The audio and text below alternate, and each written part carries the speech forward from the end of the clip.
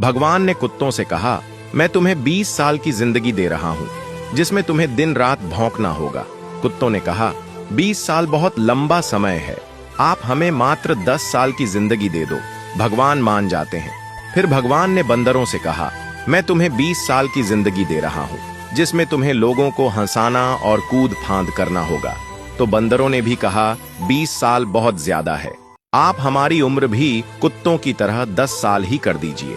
भगवान फिर से मान जाते हैं।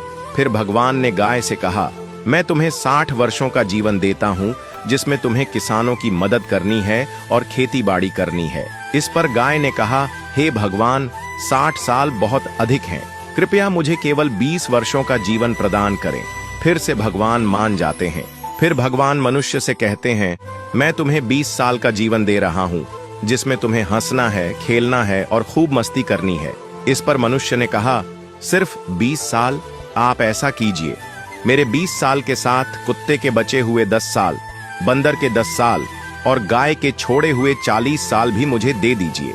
भगवान मान जाते हैं और कहते हैं, जैसी तुम्हारी मर्जी।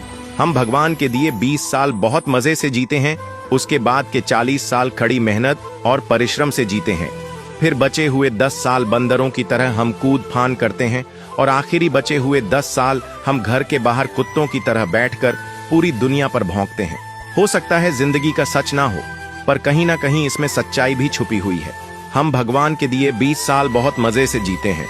अगर आप भी इस बात से सहमत हैं तो यस जरूर लिखें और इसी तरह की कहानियों के लिए हमारे पेज के साथ जुड़े रहिए।